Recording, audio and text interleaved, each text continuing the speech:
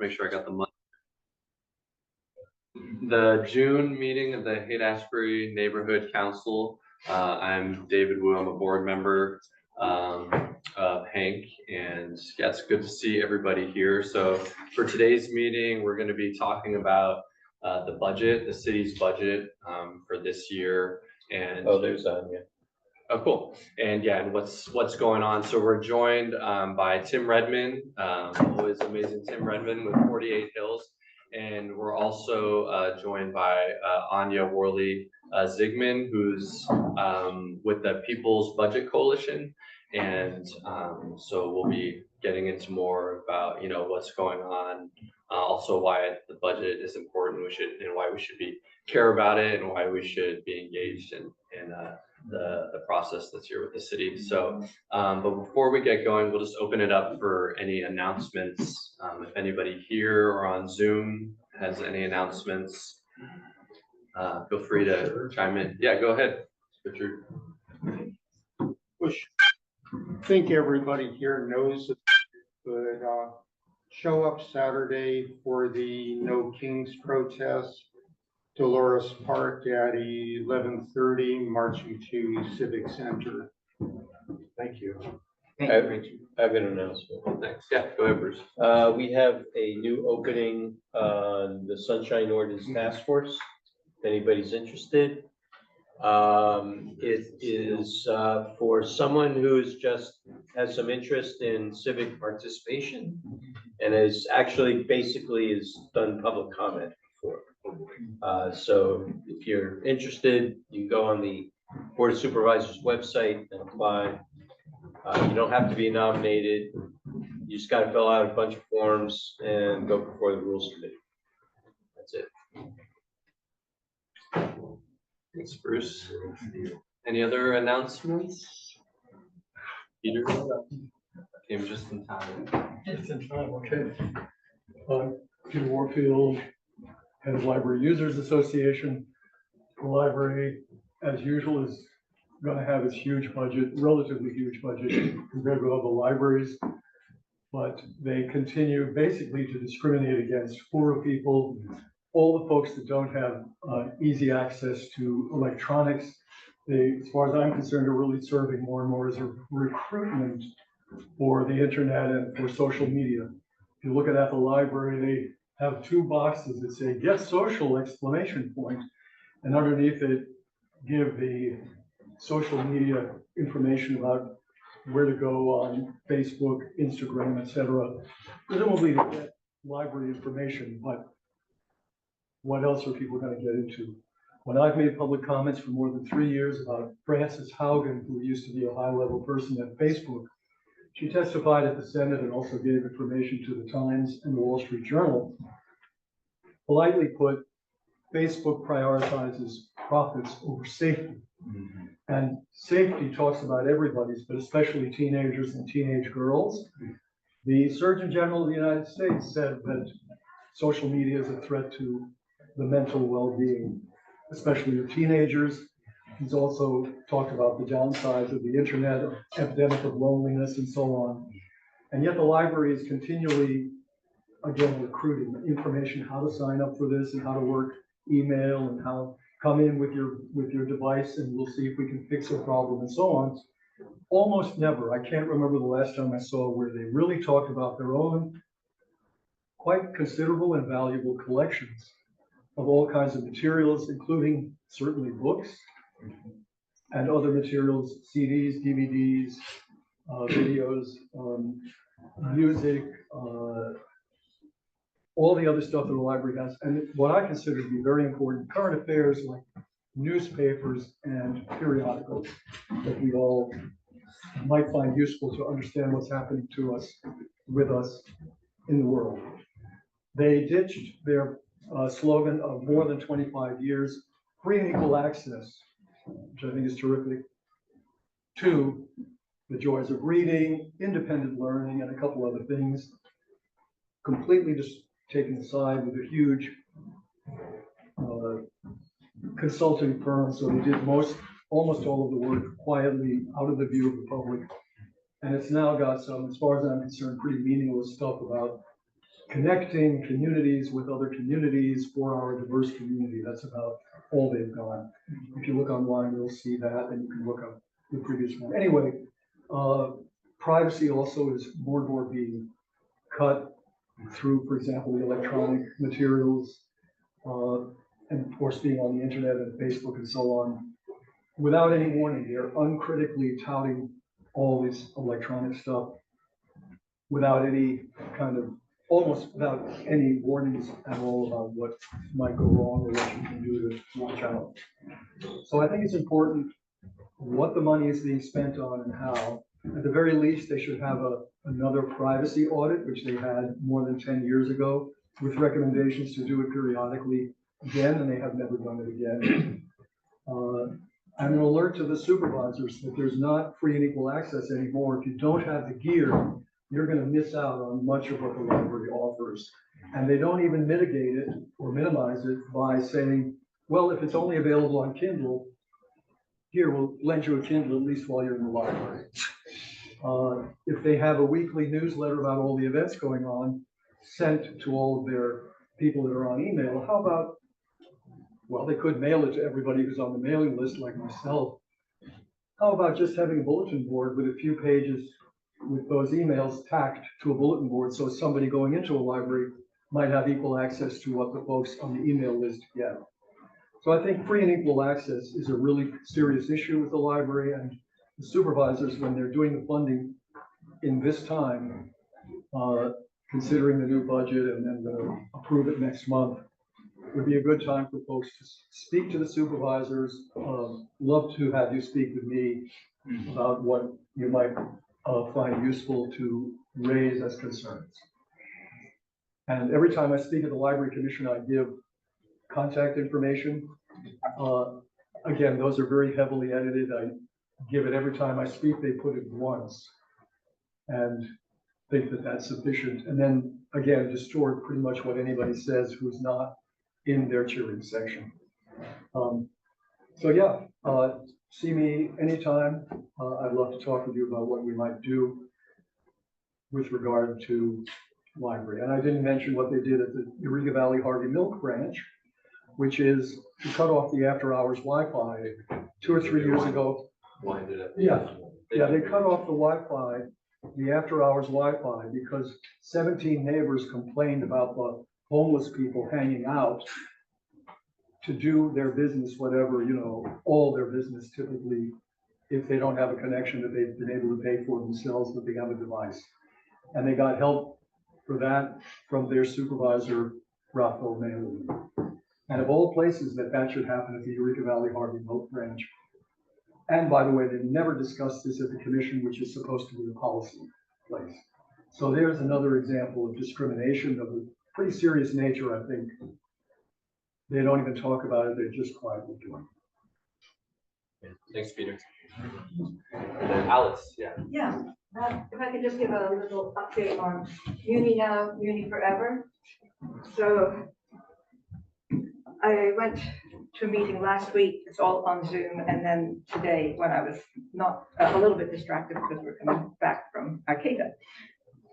The main thing is that they say there's the recent figure they've given is a $322 million deficit for Muni, talking about closing at 10 p.m., talking about 30% in cuts, decreasing frequencies, etc. So it's pretty dire. Scott Wiener has a bill forward to have a regional, a regional tax, sales tax on everything. So that would only solve a fraction of the problem. And then of course they're talking about, the mayor's talking about a parcel tax, which could be $970 per parcel. And so what they did today was break down who is paying what. And already we have over $700 in parcel taxes for SFUSD, for City College, I think a couple of other things. So what people in Muni Now, Muni Forever have said is that some counties, some areas have what's called a variable rate parcel tax based on the square footage usually. And that would be, so why should a person who is an 800 square foot flat pay the same as someone who has a Pacific Grove, Pacific Heights mansion or Salesforce? Why should it be everything be equal? So they're looking into that, and it's fairly complex. Berkeley already has a per square foot tax, and so does Alameda, but they don't, they're not exactly what we were looking at. And I think we need to look at that sharply, because they're talking about having a cap at either $8,000 per parcel for the big mansions and the businesses, the big businesses. Or they said, even if you raise it to 25,000 cap, it wouldn't raise that much more money, which I find a little bit perplexing, because Salesforce and the various big businesses in the city could afford a lot more than that. And what is it, ballpark as well? I mean, they depend upon Muni, so they should be contributing more to it. So I think what we've got to watch out for is Scott Wiener's bill is likely to be carried. And the mayor just wants a flat rate parcel tax, so everybody pay the same amount, and that might not be very popular either. So, but we've never had, they say it's a very complicated, San Francisco's never done a per square foot parcel tax. And it would take $6 million to set up such a thing, but it would raise hundreds of millions, so it might be worth it. So I don't know exactly what the figures are. They're still doing some research on that. And they have a meeting every Thursday at 4 o'clock. They're talking about various things to highlight like Muni is in. One of them is to have a bake sale on July the 1st. He said, isn't it pathetic that this is what Muni is reduced to, having to have a bake sale? I'm not sure that's going to be very effective, but they're going to do that. I had the idea of, since there have been sit-ins, there have been teach-ins, why not have a ride-in at a particular time on a particular day to encourage everyone to ride Muni who was able to do that. Just to, and yet, I think there are people even on the Chronicle who would be sympathetic and might help publicize such a thing.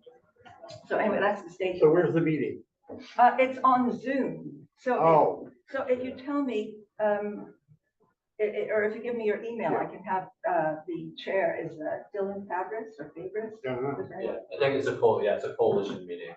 Yeah, for the So what? a coalition meeting. So the Muni Forever is a coalition that HANC joined. Yeah. You mean the coalition of council neighborhoods? No. It's Muni Muni Forever is Muni, a coalition. Yeah, for Muni, and everyone is welcome to come. So if you just maybe tell David or Bruce or someone that it would be great We should to have link more. it to your website. Could you do that? Okay, that would be great. Yeah, maybe we could check in with the people who run Keep it it to simple. see. Yeah, because they do want more folks to be involved, so that would be great if Thank you. anyone was here was willing to join in. Thanks. Thanks, Alice. Great. And then one last announcement. 730 Stanion, which is on where the old McDonald's used to be at Hayden Stanion, is the applications are now officially open, so people can apply if you're eligible. And there are going to be 2 workshops held in this room to help people apply. So you can apply by yourself online, but also we're going to have 2 workshops here that are going to be run by the Bill Sorrow Housing Program to help people apply. So one of them is next Wednesday, June 18th from 12 to 3 p.m. That's in this room, 12 to 3 p.m. next Wednesday, June 18th. And then there's another one on Wednesday, July 2nd from 1 to 5 p.m. And the applications are open now and they'll be open until July 3rd. As of now, that's the cutoff date for applications. So It's a lottery, right? It's not first. it's a lottery, yeah, correct. It's a lottery. Can anyone qualify? You have to, I think it's between 30 and 75% AMI is you have to be within that range. Yeah. So Financial, not everybody Not qualifies. geographical. Financial, yeah, not geographical, yeah. And then, David, if you live in the city, you have a potential yeah, for if you live, yeah, boost. yeah, if you What- live in, What proof do you need to bring? You mentioned gas bill and something else, but I'm wondering if you have a couple other things that would prove you live. yeah, if you look on if you go on the website, the Dahlia website, they have a list of things. It's most things you can't use a phone, you can't use a cell phone bill, you can use a landline bill, but most things that have your address, like your pay stub with your address on it works. PG&E, Yeah, telephone. but yeah, so definitely come to the workshop, if you have questions, for sure, yeah. Your applications in at the end of July. They end July 3rd. Yes, that's the last thing. Yeah, they end July So 3rd. it's a very short window. It's a very short, it's less than a month, yeah. Yeah, it's now June 12th to July 3rd. So, yeah. It however many opened days. today. Today, it opened today, yeah. Bruce shared the link. So it's a very short window. So it's important for you to come if you're interested at all, at the one that is occurring next week here. 1 to 3? 12 to 3. I'll write up the information on the board too, so we have it, yeah. Is it too much to ask on your website? You put it on your website too. Yeah, maybe we can get the I plot. think where I think it is. And get the Yeah. word around Yeah, look, to other definitely. folks similarly situated as you are. You know, let folks know that 7:30 Stanion's availability is gonna be over by the end of July. And if you're not in the pool, you know, you're on the beach. Thank you very much. Yes, you heard it. What's the expected date that if you are? So the applications end July 3rd. I think the lottery, they said is like July 17th or something. So you would find out by like the middle of July, But then I they- assume, based on what They check people out and stuff like that, so it's a lottery based on preference. There's preferences and then it's lottery. I know, but when would somebody move in after the Oh, school process? If they did. I think, It's in October. thank you. I did my homework and I'm just adding, filling in. Thank you. Oh, well, it's already here. All right. So Thank we're gonna transition now to the meat of the meeting. So yeah, we're focusing today on the budget. So currently the city is facing, I think it's over an $800 million budget deficit. And that's taken on by our new mayor, Mayor Daniel Lurie, as well as a new board of supervisors, many of whom are brand new to this position. And so, yeah, so far, you know, Mayor Lurie has really focused on many of the same things that London Breed focused on, downtown crime, police, and homelessness, but more from a punitive side. And even though he kind of ran on, you know, being different. And so far, his budget seems to be reflecting those exact same priorities. And so there's been proposed 185 million cuts to nonprofits over 2 years. And that goes towards, you know, people who are directly serving those most in need in San Francisco. And it's also proposed eliminating 1,400 jobs. And I know they've said, you know, there's only 100 or so that are people actually working and the other ones are vacant, but those are still positions that are being eliminated and won't be filled. So those are potential jobs for people in the city. So yeah, I think we're joined by a couple great people to dive more into it and really talk about what's at stake and what's going on. So first we'll have Tim Redmond give us a little overview and some of his thoughts and analysis, and have a chance to ask some questions with them, and then we'll go to Anya with the People's Budget Coalition after. So I'll pass it to you, Tim. Thank you very much. I think I should probably stand up so they can see me. Am I visible for the Zoom thing?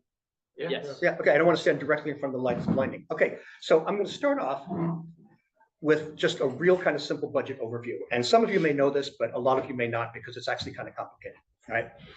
So you keep hearing San Francisco has a $13.5 billion budget, right? And I hear this all the time. We have a $13 billion budget. Why can't we do this? We have a $13 billion budget. Why can't we cut 800 million of it? We have a 13 billion. In fact, You can't see the screen, Calvin. anyway, you know, We have a $13 billion budget. In fact, my colleague at Mission Local, Joe Eskenazi, often says San Francisco is the worst managed city in the country because we spend more per capita. We spend more per resident than any other city and county in the United States, and yet what are we getting for it, right? I'm here to tell you that that's completely, utterly misleading. Okay, and I'll use Philadelphia as an example, another city and county that Joe often says. Joe says, by the way, God, San Francisco spends $1 million a year on toilet paper. It's true. I will come back to that. All right, now, it's true, but I will come back to that. All right, so the thing to understand about the $13 billion budget is that a lot of it has nothing to do with the taxpayers of the city and county of San Francisco, and a lot of it, the supervisors and the mayor don't really have a lot of say over. Let's just look at the airport for a second. Okay, San Francisco Airport is a multi-billion-dollar operation. They've spent a lot of money recently. They built a new terminal, they built a people mover, they sold bonds for all of this. We didn't get to vote on the bonds because that's not how airport bonds work. Right? That revenue, the money to pay back the bonds, all the operations at the airport, that's paid for by landing fees. The airlines pay that, right? Which means we pay it on our tickets, but that's paid for. So the airport is in the city budget. It's a couple $2 billion plus, it's in the city budget. Right? But the supervisors don't allocate any money to that. And they don't have very much control over what happens there.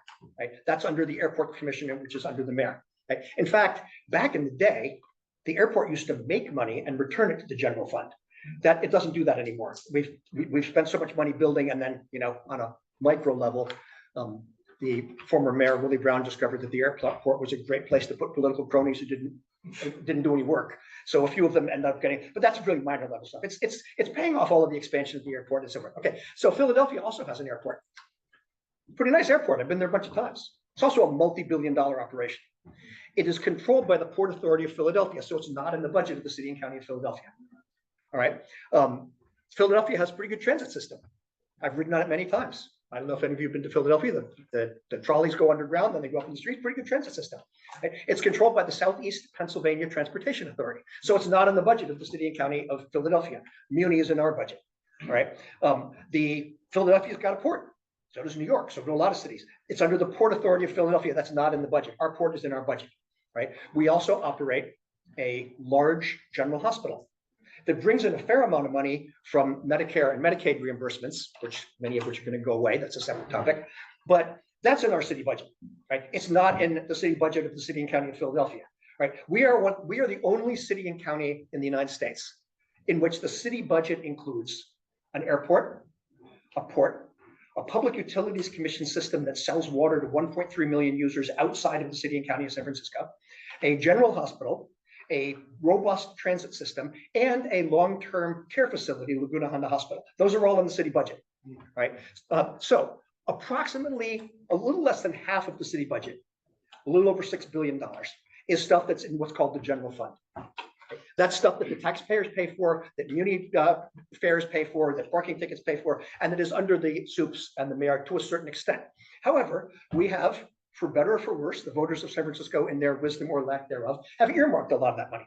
Some of it is for something called the Children's Fund. Some of it is for a library fund. Some of it is for an open space fund. There's many, many things that we have voted to set aside money for. So the supervisors can't control that. So when you get right down to it, what the supervisors are debating over right now is less than $3 billion.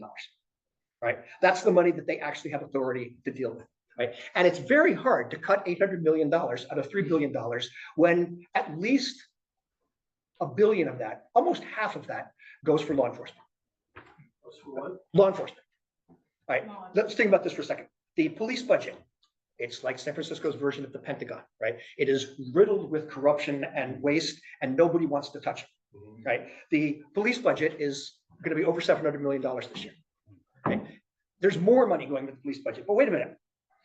When you arrest someone for being homeless, for example, and you throw them in jail, well, now you got to have an extra space in the jail.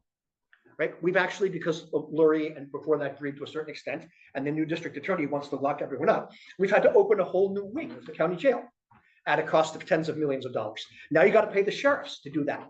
Right? Now you got to pay the sheriffs to transport people. We don't have enough sheriffs, so now we got to pay them all overtime. Right? You got to pay for the courts to hear all these court cases. Right? That is in the Superior Court is in the fund of the city and county of San Francisco. Right? You got to pay for the DA's office to prosecute all these people. Oh, and by the way, you can't actually prosecute them unless you have a public defender's office. because it's not constitutional. So you add all of this up, all of what it costs to do the type of law enforcement that Mayor Lurie and the district attorney are pushing. And that's at least a third and approaching a half of the money that the city actually has to deal with. The cost of due process. The cost of due process, yeah, but also it's the cost of, I mean, we had that jail wing was empty for years because crime was down, the jail's population wasn't as full. Under the previous two sheriffs, we tried to keep people out of jail. We just opened that a year and a half ago. We reopened that. It's very expensive to run a jail, but that's because we are arresting so many more people and we're putting so much more effort on taking people off the streets. I'll come back to that in a second. That is very, very expensive. All right, so now we're talking about trying to cut $800 million out of a budget that is now, you're dealing with less than $2 billion in actually accessible funds. So this is an important thing to understand, that this is a very, very brutal landscape that we're dealing with. Right? Add to that the fact that a whole bunch of the city's money comes from the federal government, okay? Particularly things like Medicare and Medicaid. Medicaid reimbursements at SF General are a lot of money. Right? If that goes away, or if they tighten the eligibility so that many of the patients at SF General don't qualify anymore, well, what are we going to do? Turn poor people out of the streets and not treat them? Or we're going to have to find the money to pay that ourselves. Right? I'm going to come back to finding the money in a minute. Right? So let me just, for a second, share my screen here. And Anya will want to talk more about this, but just because I've got it here, I'm going to share my screen for a second. And I'm going to here. I'm going to pull up this. Can everybody see this? Where is it? Contrast is not very good. You are a co-host, so you should be able to do it. I'm not going to spend too much time messing around with this if it doesn't work. Can people see that now? Yeah. Yeah. Oh, yeah. All right. This is the people's budget breakdown, and this is easy to find. It's on 48 Hills. Step that way. Step back, so I'm not in the way of it. Yes. This is the people's budget, pass one. Look at some of the things that are on the table to be cut, right? And it's pretty alarming. Right? Civil legal services, right? This is, among other things, eviction defense. This is the city funding for civil legal services. Gender-based healthcare outreach, trafficking, and reentry services, 95% of that is gone. Code enforcement outreach program. Right? This is one where, the city funds nonprofits and the apartment association and the landlords. So the Chinatown Community Housing Organization, for example, has an operation that's city funded. And what they do is tenants call them up and say, my sink is leaking, the toilet's leaking, it's not up to code. And they help get the building inspectors then there and bring that up to code. Okay. Well, the city also funds a position at the apartment association to work with landlords to make sure their buildings are up to code. Right? This is largely going away. Right? This is a really, really important thing, particularly for monolingual people and older people whose primary language is not English and who aren't really good at dealing with bureaucracy. Being able to call the Chinatown Community Organization or the Chinese Progressive Association or a bunch of groups in the mission and say, I need help. There's sewage leaking through my ceiling, and having someone there who can go to the building inspection department and say, we have to fix this. Right? Again, that's largely going away. It will be 100% gone next year. Project Homeless Connect provides drop-in services for 7,000 homeless people in San Francisco, provides access to food, healthcare, and essential needs. Gone. Yes. That was nuisance. Yeah. You can go, I'm not going to go through this entire list. Anya can go through more of it, but this is a huge amount of money that I'll leave it now. This is a huge amount of money that's being cut out of the budget, right? One of the things that the mayor is doing is the mayor wants to get visible homelessness off the streets. He doesn't want to put homeless people in permanent supportive housing as much as he wants to get them out of sight and out of mind. So one of the things he's trying to do, this was at the Board of Supervisors today, they delayed it for a week, so we'll have more time, is he's trying to take the money from Proposition C, right, which was money that was earmarked for building housing, for providing housing subsidies, for keeping people housed and putting them in new housing. And he wants to transition $80 million of that into shelters. right? One of the shelters he wants to build is on Gerald Avenue in the Bayview. The supervisor from the Bayview is very unhappy about this. Absolutely. And because basically there was no community outreach, they just kind of did it. They've got 60 small cabins there that Shaman Walton co-sponsored like 3 years ago, and it's fine. Now they want to add another huge dormitory, not small cabins, not housing, but a dormitory, right? And as I say, but that's money that is earmarked. The voters approved for permanent housing and for housing subsidies and for rent subsidies and things like that. He wants to take $80 million of that money and move it into shelter, which is short-term, ineffective ways of just getting people off the streets so that he and his rich friends don't have to look at them. Right. And they have seniors out there that are vulnerable, we have a Yep. vulnerable population out there. Oh, I know. So that was one of the things that was up today. Now, let me talk a little bit more about this. Oh, and by the way, interesting. So the director of the Department of Homelessness and Supportive Housing was there, and Shaman Walton asked, why is this happening? Why the voters approved Prop C for very specific things? Why are we moving it? And she said, to fulfill the mayor's campaign promises of getting homeless people off the streets. That's literally, that's on the record. You can watch it. To fulfill the mayor's campaign promises of getting people off the streets. Right. So this is a law enforcement budget.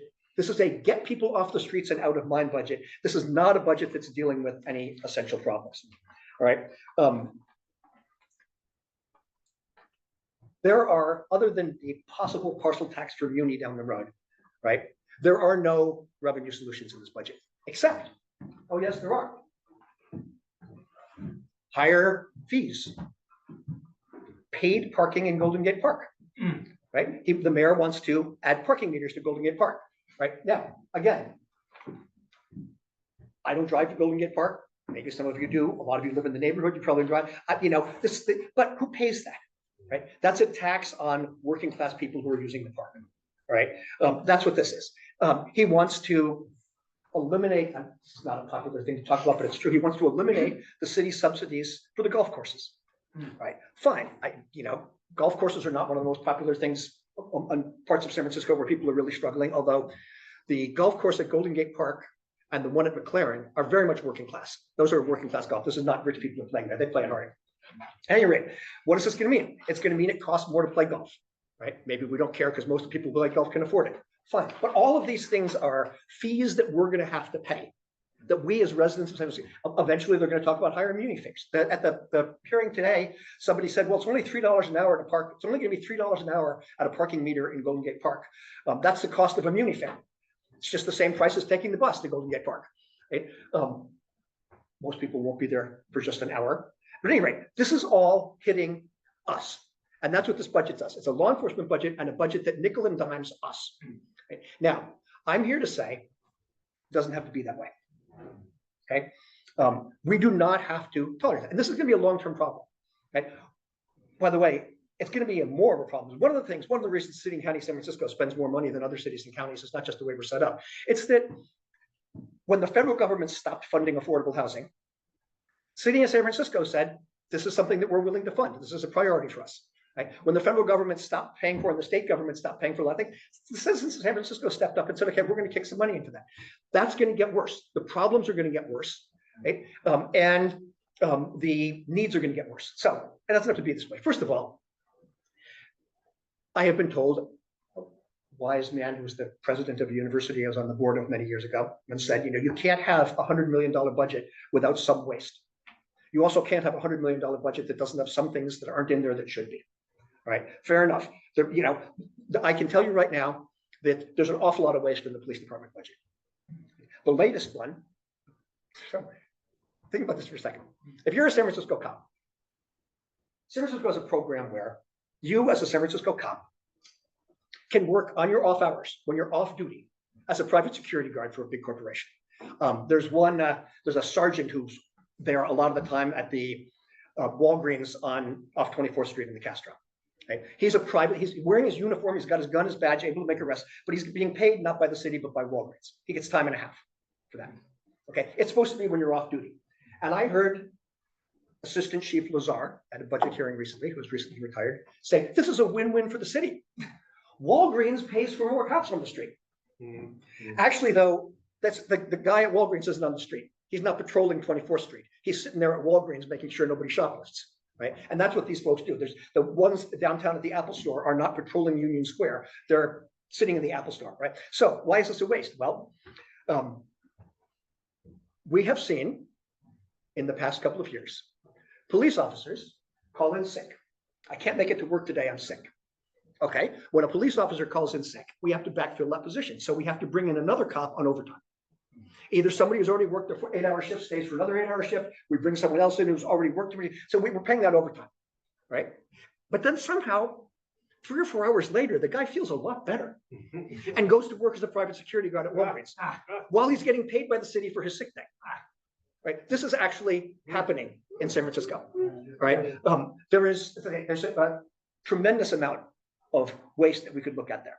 Right? It's also the case, I don't want to go on too long, I'll stop in about 3 minutes, but it's also the case that crime in San Francisco is way down from historic levels. Okay? We have 1,450 cops now. When I first moved to the city, we had like 2,100. When I first moved to the city in 1981, I believe there were around 240 homicides that year, right? Something like that. This year, there's been 10 or 11. Right? Violent crime is way down in San Francisco. And the number of cops on the streets is down. And I'm not a sociologist who can do correlations very well, but I would say that the idea that that if you have more cops, you have less crime, doesn't seem to play out in San Francisco. And you could also argue that if you have 240 homicides, God, you need a huge, robust homicide department to investigate them. You need 20 homicide investigators to go out and investigate these, right? If you only have 11, you don't need as many, right? So one could argue that the lower number of cops that we're paying for right now is actually okay. Right? Now, the other thing that comes out of this is every single year, and I've been watching this year after year after year, every single year the police come in with a budget. Tomorrow afternoon, they will present their budget to the Board of Supervisors Budget and Appropriations Committee. Okay? And they'll say, we need this much money for all of these cops, and we need some overtime because you never know. I mean, we didn't know that Trump was going to send ICE agents to drag people out of the courtrooms in San Francisco, and there's going to be a big protest. We had to have some cops on overtime. We need some overtime. And then every single year, they blow that overtime budget by like $50 million through all of these different things, right? And then they come back and they say, wow, we didn't know that this was going to happen and we've blown our overtime budget. And they go back to the Board of Supervisors and all the supervisors say, gee, this is terrible. You need to get better control over this. You need to control your overtime budget better, but you've already spent the money, so we'll approve it. Right? Every single year they get a supplemental for additional overtime that they could have budgeted for at the beginning. Right? But they don't because they know that the supervisors aren't going to do that. Okay, so that's on the side of what are we really spending this money on? Right? What about the alchemy they got out in the street? The what? The people in the yellow and black. Yeah. Okay. Another whole complicated question. Do we spend money on urban alchemy? And that's another complicated question. I could be here all night. I'm not going to be here all night. I do want to say a couple of things now before I turn it over. So there is money that we can find for certain things, right? One of the cuts that isn't here that we don't know, this is just the nonprofits. This doesn't even cut the city agencies. Right? One of the things I heard today that really got to me personally, right? I think many of you know that I am not a fan of the current leadership of the Recreation and Parks Department. One of the many reasons I'm sad Aaron Peskin didn't get elected mayor is because I think one of his first acts would have been to fire Phil Ginsburg. Yeah. Nevertheless, he didn't, right? However, there are a few things Rec Park does well, and one of them is the summer camps for kids. Right? And if any of you have kids, the Rec Park summer camps are inexpensive, they're well run, they're great, and it's a way for parents who don't have a lot of money to have childcare for their kids during the summer. Right? Phil Ginsburg just announced he's cutting that by 25%. 2,500 kids will not have summer camps available this year. 2,500 kids will not have summer camps available, right? And what Connie Chan asked him is, well, look, if we give you the meters in Golden Gate Park and we let you charge more for this and we let you charge more for the golfer, will that cover these expenses? And he couldn't answer. Right? So what do we do about this? Well, the other day, did a little math. Find this here. Oh, I'm going to share something else. That's not the one. That's not the one. That's not the one. Where did I just had it here? Maybe it's this one. No.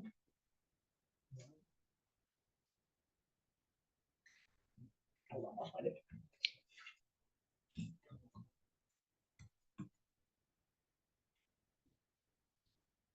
Okay.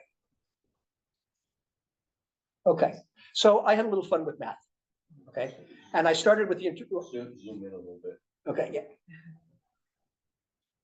I started with the Internal Revenue Service. And frankly, although you wouldn't think this, the Internal Revenue Service press office is actually very friendly and they're very helpful and they have a lot of data.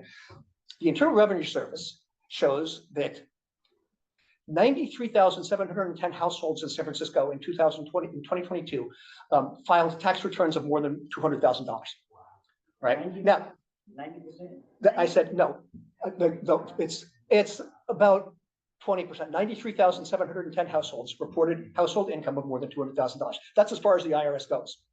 But there are other places that study this, and one of the studies I found is that 0.15% of the households in the SMSA earned more than $2 million last year. Another 0.5% earned more than 1 million, 2.5 or more than $500,000. Okay, there's a lot of math here, right? But if we just take the 5,000 residents with earned income of more than 1 million, and we assume that their take-home pay is 1.5 million, averaging all that, and that's a very, very conservative assumption, right? Those folks made $7.6 billion last year. All right. The tax savings on that money under the Trump tax cuts is about $451 million.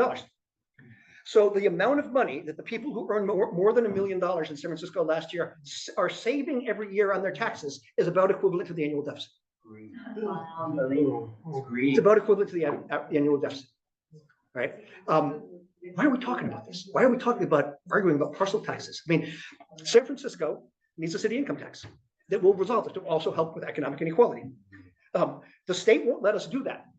But on the other hand, our dear representative, State Senator Scott Wiener has gotten the state to mandate all kinds of things. They've taken away our power over land use almost entirely. Why can't he introduce a bill that lets us have a local income tax? No one's talking about it.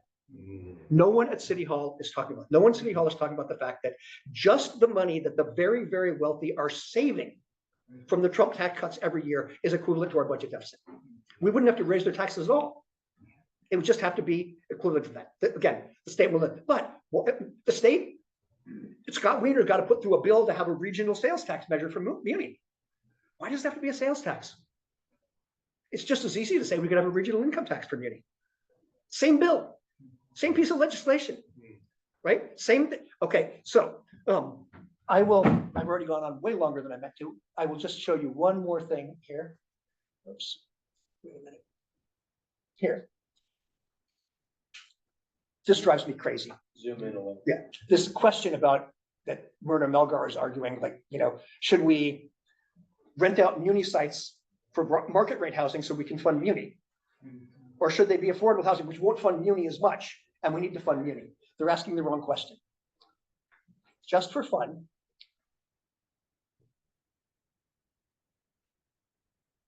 I thought, gee, what if the Board of Supervisors had a resolution on this? And what if it looked like this? Can't read it. I can't read that. Okay. Can you read it now? Yeah. Okay. I can't anymore. Is this on your website? Yes. Basically, what it says is, the city and county of San Francisco should call on the state legislature to pass enabling legislation that would allow San Francisco to impose a progressive tax on incomes of more than $500,000 a year and a modest wealth tax on fortunes of more than $50 million a year. You know what? Scott Wiener's not going to do it, but let's make the bastards vote on it. Yeah. Let's at least talk about this. Let's at least talk about this budget in terms of income inequality instead of just fighting over scraps. All right, I will stop there. I will stop sharing and I will let Anya go on, take over. Thanks.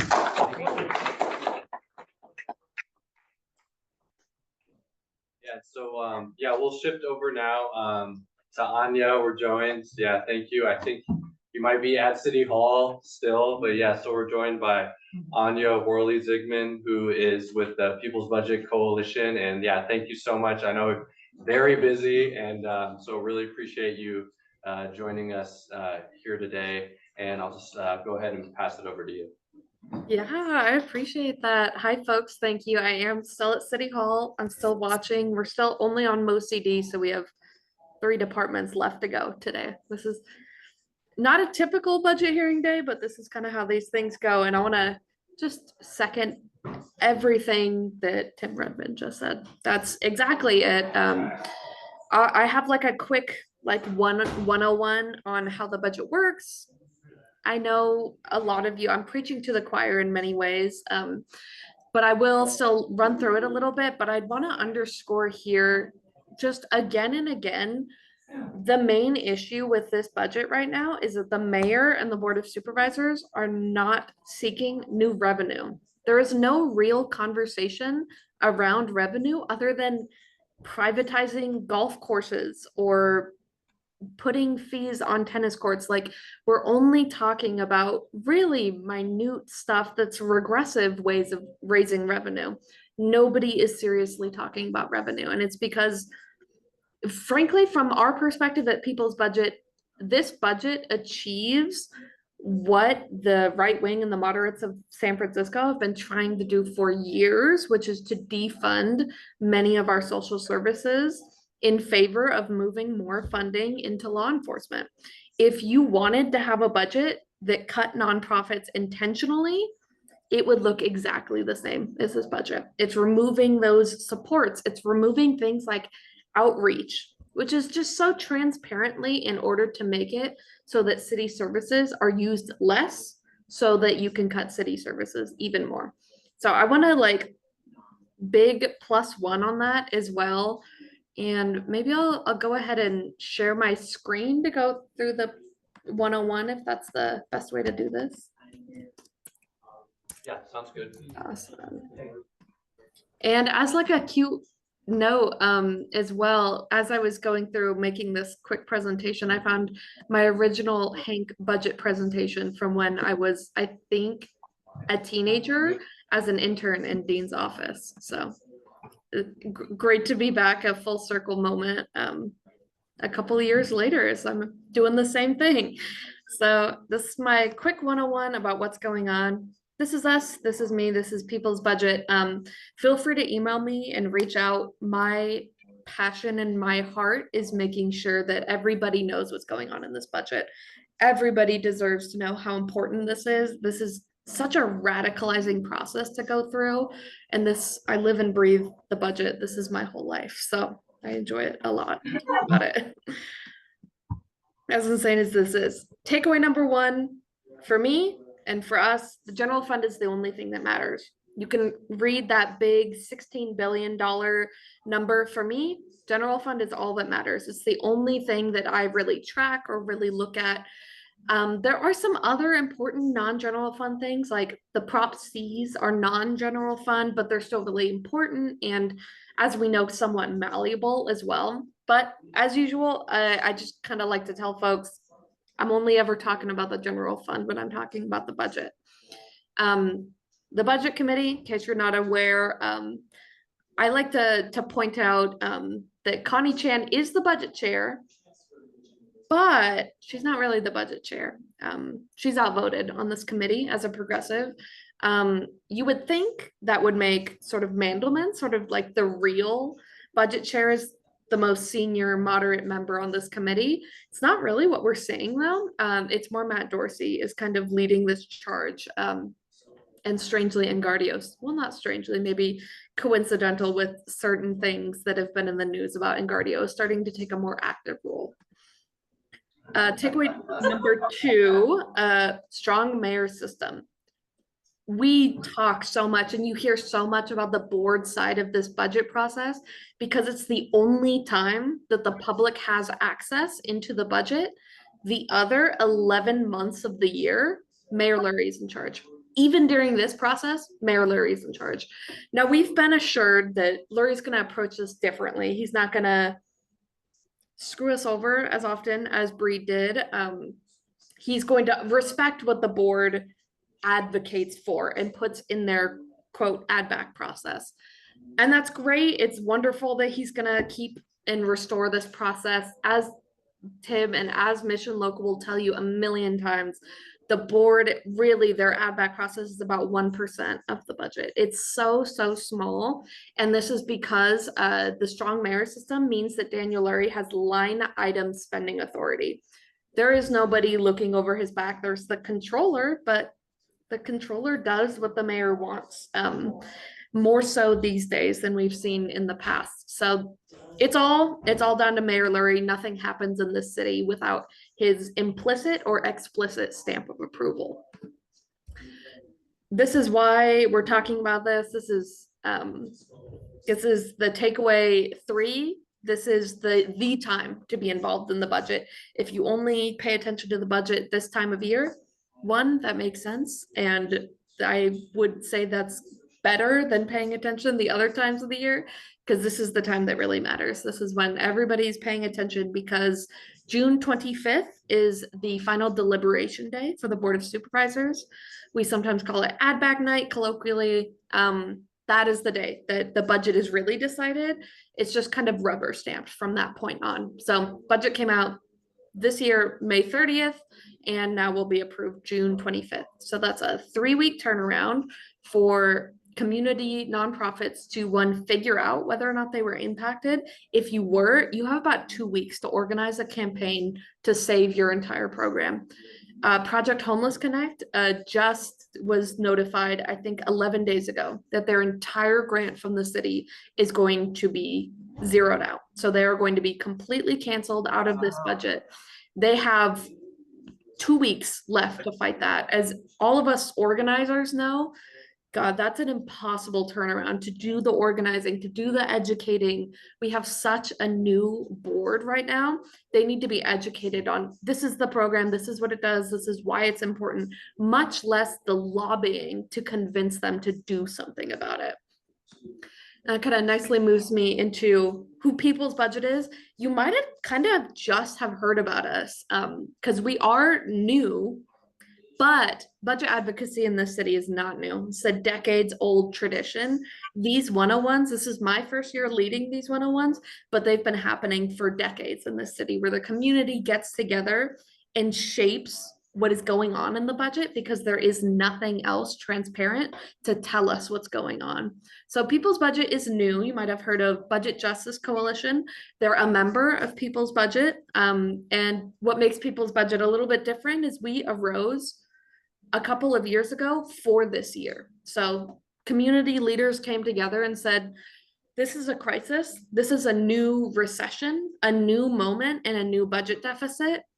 It takes a new response. So this is our new response.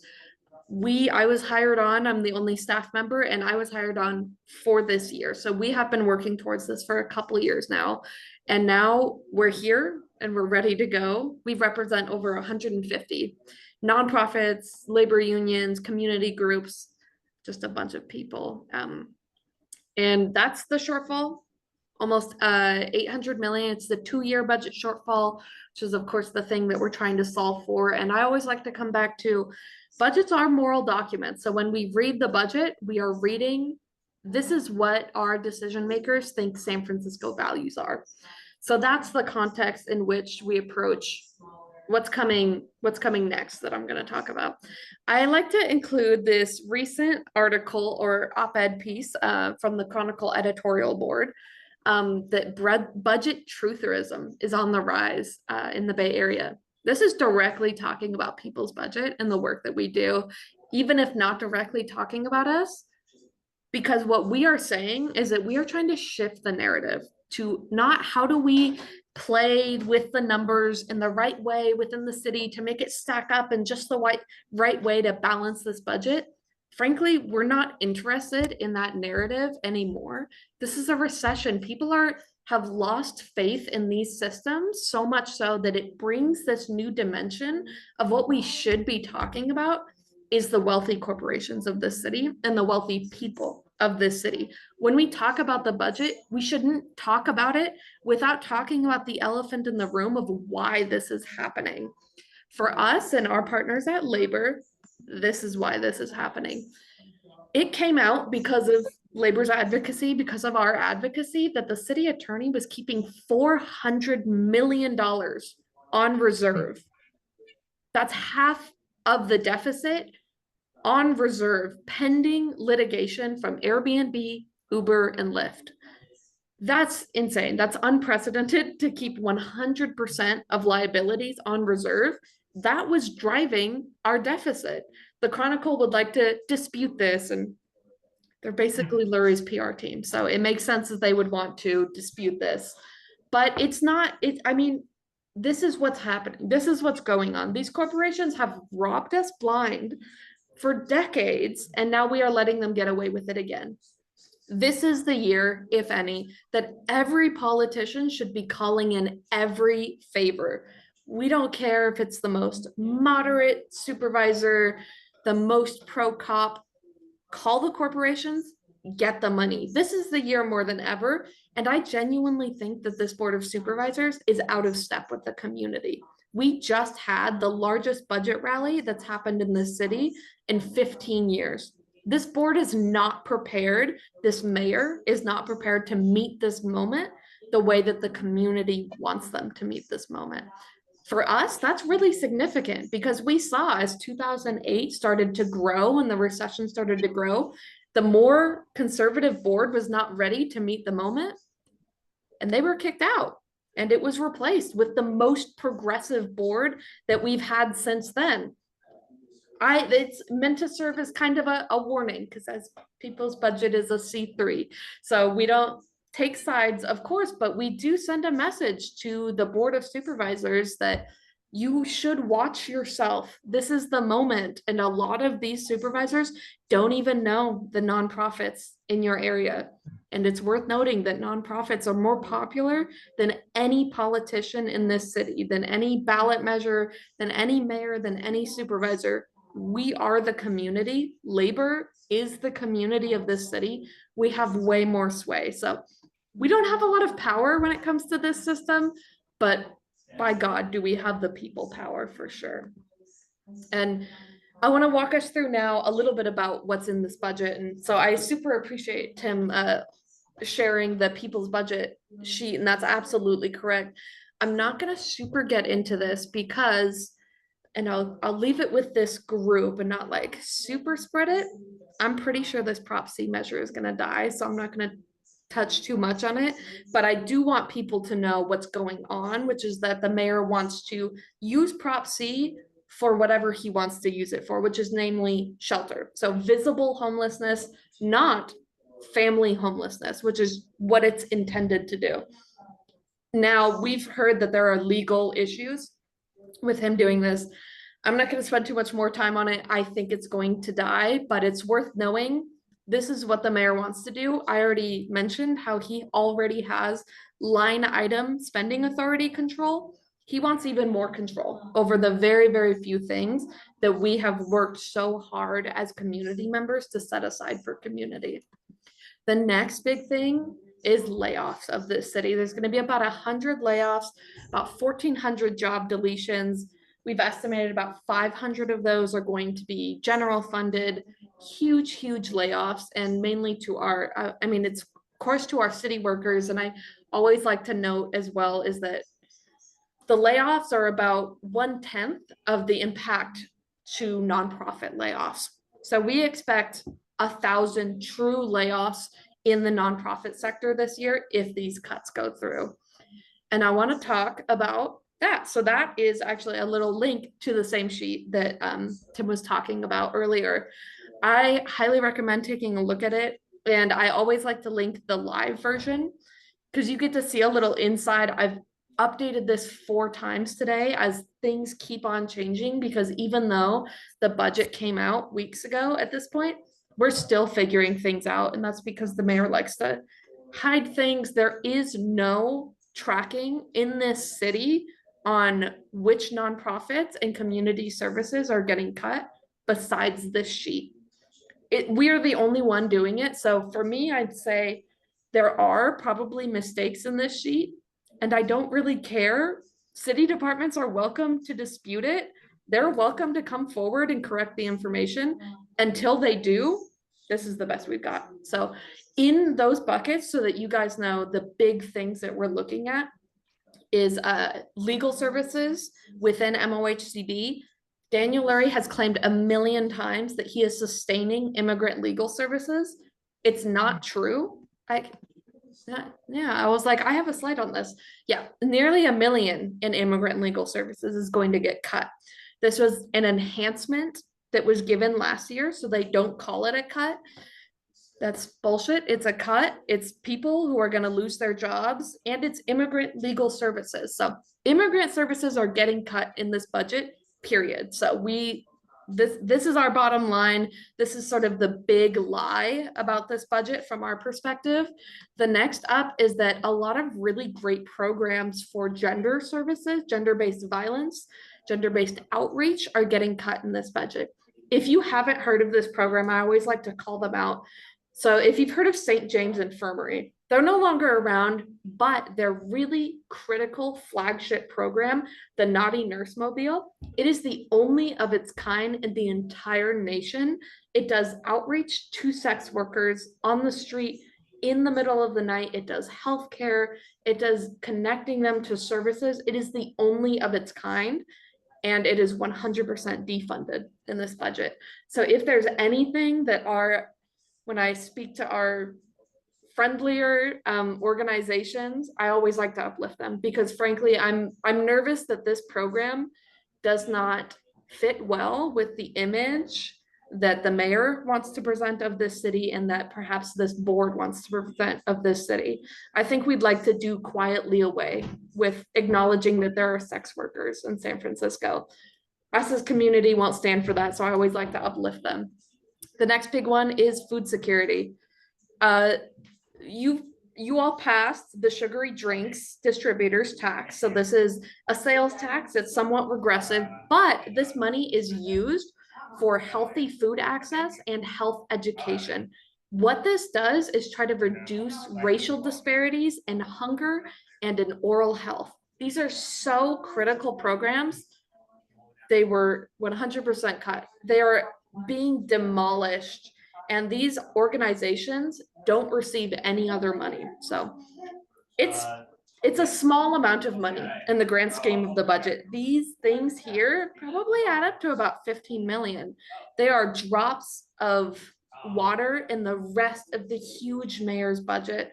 But these are lifelines. These are the very few parts of the budget that go to the community for services that are good, that are helpful, and that reduce health disparities, that reduce systemic issues within our city. So I like to bring these up, and then to share with you what you can do next is come out to give public comment.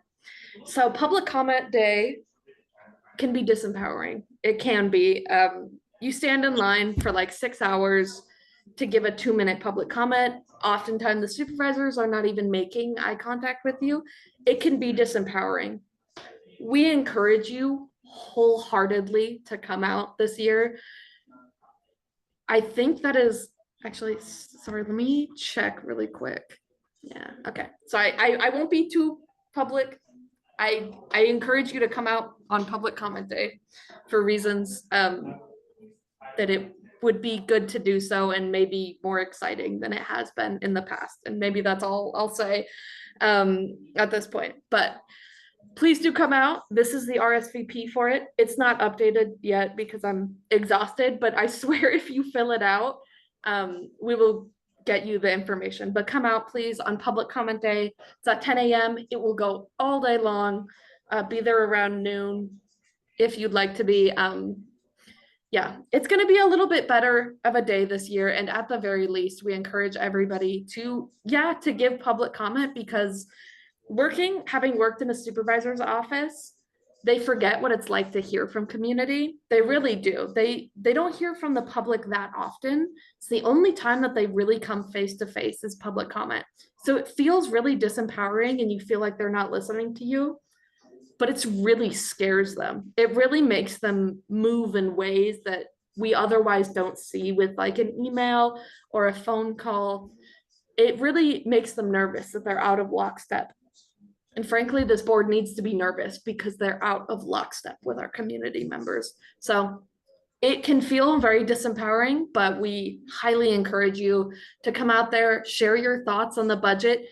a lot of the community members, you can say things that we can't about due to our own limitations, but we encourage you to also call up your supervisors, keep them on the phone for as long as you want to. They are entitled, they have to talk to you, and please do so.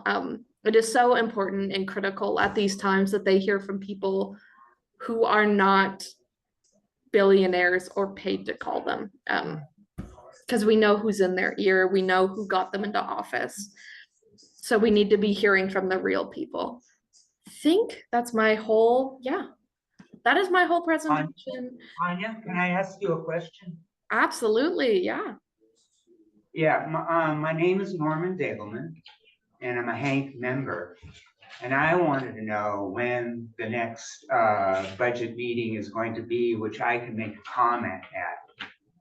That's a great question because it's tomorrow. So tomorrow, 10 a.m. Okay. And I would encourage as many folks, especially of this group, to be there because tomorrow SFPD will be presenting, the sheriffs will be presenting our big charge this year. To give you a little breakdown, Tim was absolutely right. The SFPD, they get their money every year and then they beg for more. This year, in their budget presentation back in March, they actually presented on a wish list of things that they polled police officers about what they want, and then presented that as if that was anything at all. So just to see how ridiculous it's gotten.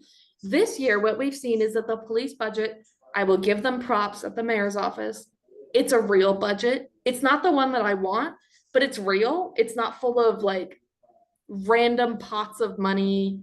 It's actually kind of reduced to a level that I expect them to use it and not ask for an appropriation. What we are going after is the fact that really quietly, a couple of years ago, they opened County Jail Annex, or County Jail 3 Annex down in San Bruno. It was a temporary measure at the time because of the mass arrests that were happening. Now it's up to about 370 people that can be housed in that annex, but they're not calling it a new jail. They just kind of opened it with just 50 and then it ballooned up to 380. And now we are paying for a fourth county jail just 5 years after closing a county jail. We have a fourth one. So that's our big target for the year. So if you'd like to come out and give public comment, there's a new jail in San Francisco. It's just kind of quietly appeared overnight, and we heavily dispute that. And we'd like to note that law enforcement departments are getting about a $50 million increase in this budget. We're laying people off. People are going to die because of these cuts. Yeah. Another question. You said 10 a.m.? Yeah, 10 a.m. And what room is it in? Sorry, what was that? It's in the Board of Supervisors chambers. Oh, yeah. 400? It's in the Board of Supervisors chambers room. Yeah, the board chamber.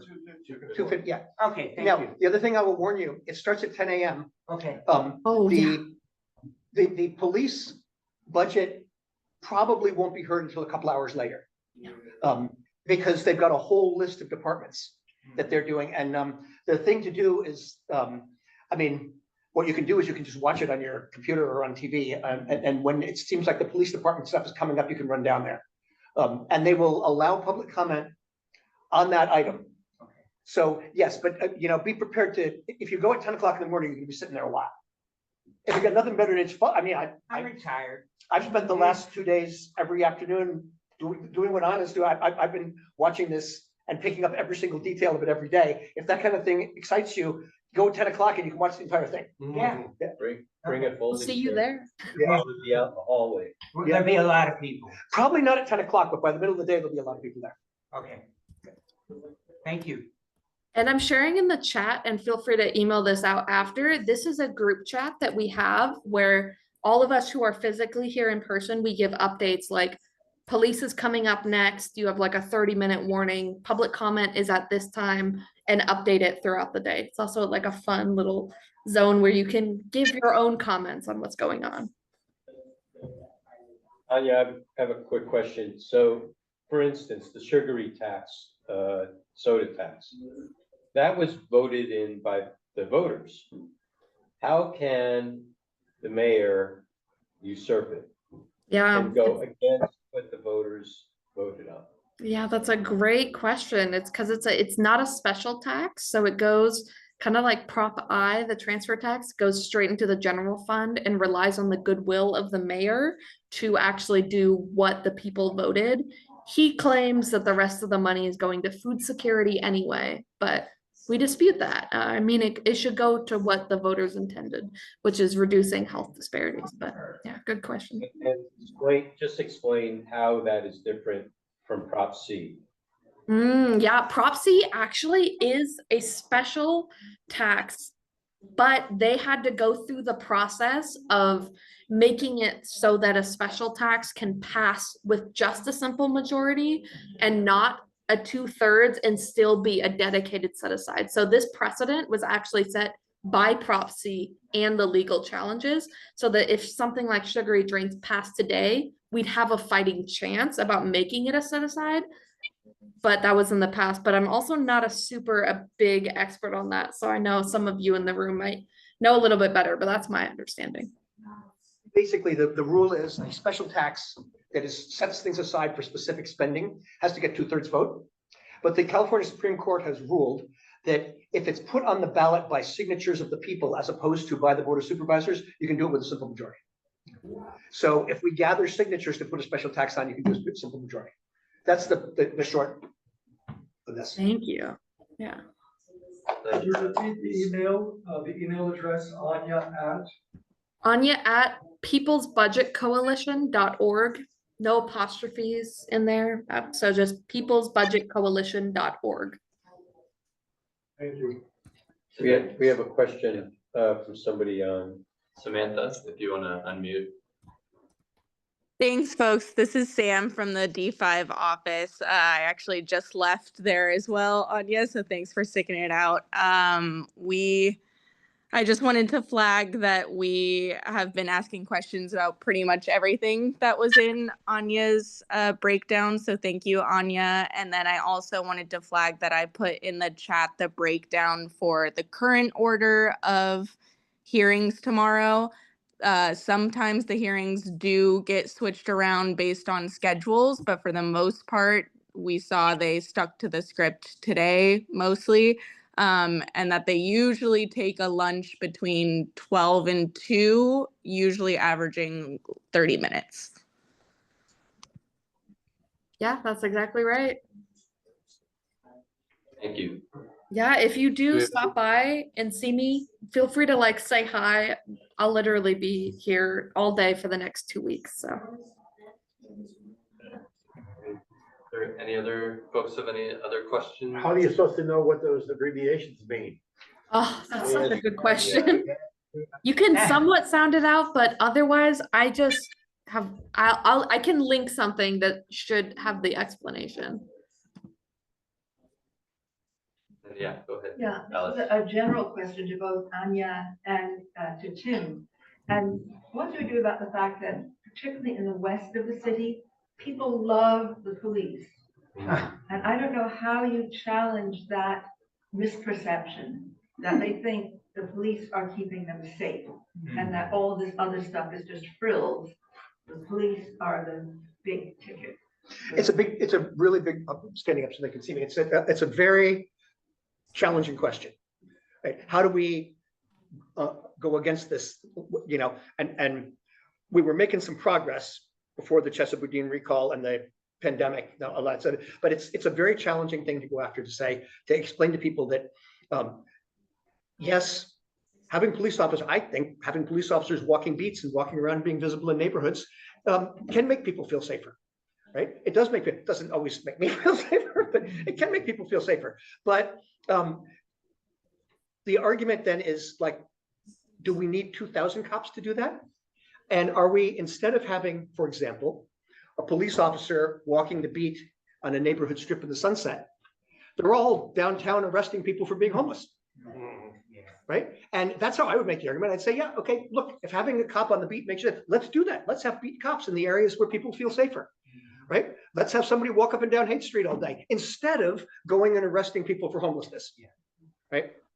Anyway, I'm gonna ask that, I'm gonna have to leave in a couple minutes. So if anybody else has questions, Yeah, maybe a final question? I know Anya's in the trenches out there. Yeah, go ahead. I'm sorry, I'm old. I No, go forgot the room number again. it's the Board of Supervisors chambers. It's room 250. Thank you. And if you basically walk up those big stairs at City Hall, Mhm. those big fancy stairs when you walk in through Right, City right. Hall, it's right at the top. Thank you. Yes. Yeah. you We wanna would go have ahead, the last greatest chance of altering the budget or to have the most progressive budget we could possibly fight and win for. What is the greatest chance? How can we do that? What's the best strategy to reshape this budget? I'll let Anya take that one. That's a great question. That's what I think about all day, all the time. And for me, the answer is we shut down the process this year with community, or we let them never forget what they did. So for me, I think both short term and long run, which is that you fix this budget now, or we are going to never ever let you forget what you did to every community member. So that would be my job for the next years after, is saying like, remember, like they said they support immigrant rights. Remember, they defunded immigrant rights. Hammer it down again and again until everybody is as scared to make cuts to community as they are scared to make cuts to the cops. And let me also add into that. This is not a one-year struggle, right? This is tough right now, and we're in the middle of this, and there's horrible cuts right now, but this isn't gonna magically end tomorrow. I mean, next year's budget isn't gonna magically be better, because we have put all of our for years and years and years, San Francisco's entire economic development policy was finance, insurance, real estate, and tech offices downtown. That's not coming back, folks. All right, it's going to be a while before that tax base rebudget. So this is we're going to have to look at new ways of thinking about this budget, and particularly new ways of funding the city in the long term. And when people tell me, well, a city income tax would be great, but it might take 5 years to do it. Well, the best time to plant a tree was 20 years ago, right? The second best time is today. If we don't start talking about this now, 10 years from now, we're going to be in an even worse situation. So we need to start talking. We need to at least right now start talking about new revenue solutions to fund the city. Thank you again so much to Tim and Anya for joining us. And yeah, remember, public comment day is June 23rd. So yeah, definitely mark that down in your calendars. And yeah, thanks again, both of you for joining us. Any day good that there's luck a budget and the rest of approach the night. meeting, and they're going to be meeting almost every day from now through June 23rd, you can go make public comment. I mean, literally, it's almost every day. And there was a lot of public comment today. Okay. All right, thank you all. Thank you. Thank you. Thanks. Appreciate Thanks, it. everybody. Thanks for joining us. And so I put the I put the 7:30 standing workshop info on the right over there. Thank you. In the front of the room if you want to take a look. It's in our newsletter. Our newsletter said 12 to 4 for June 18th, but it's 12 to 3. So you can look, I think you can check the newsletter, has pretty much the right information. It's just an hour shorter. But yeah, so check it out there. And yeah, thanks everybody. Appreciate it. Thank you all for listening. Thanks, Tim. And we will be following this on 48 Hills. There's a link to that sheet that I put up here of all the cuts on 48 Hills. And every day, I gotta go write a bunch of stories tonight, but every day we'll have stuff. Thank you. Yeah, good to see you. Outstanding meeting. The website or something up there on the site.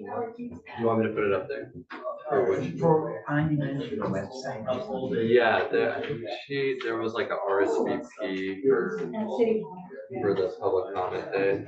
I Okay, can put it up. I can put it up there. great. Yeah. Thank you.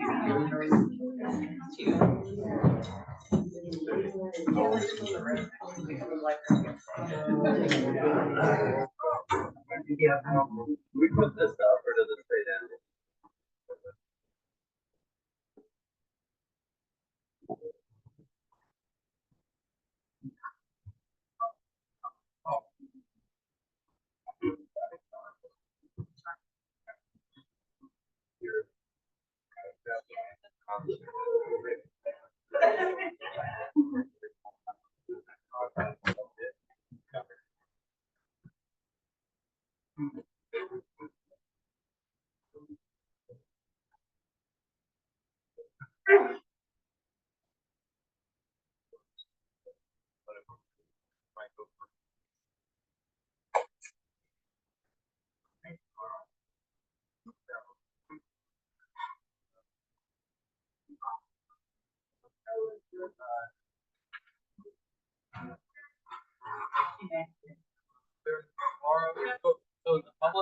Thursday is like the final thing, right before the salt.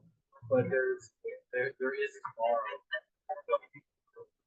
You can't. Yeah, you can't. Oh, okay. Yeah, you can't. So yeah, they're doing. So what's happening right now?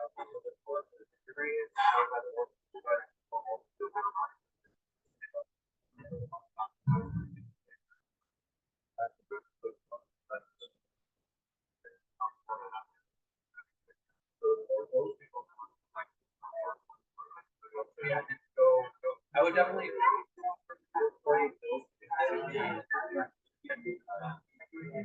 Saying that this is something. Like they said, it's hard to get with the. Are.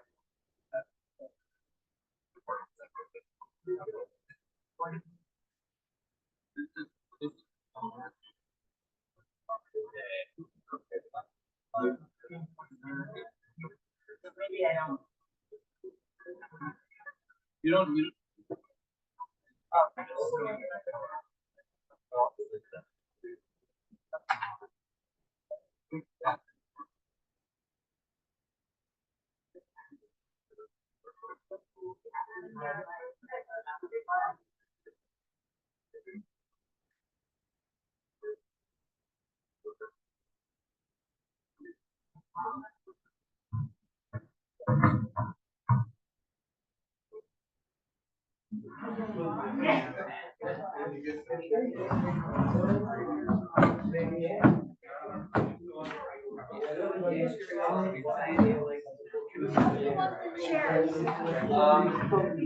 They're supposed to be like in a square or facing in. Oh, okay. Yeah.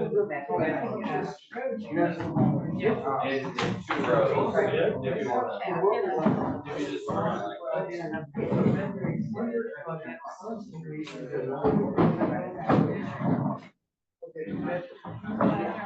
to.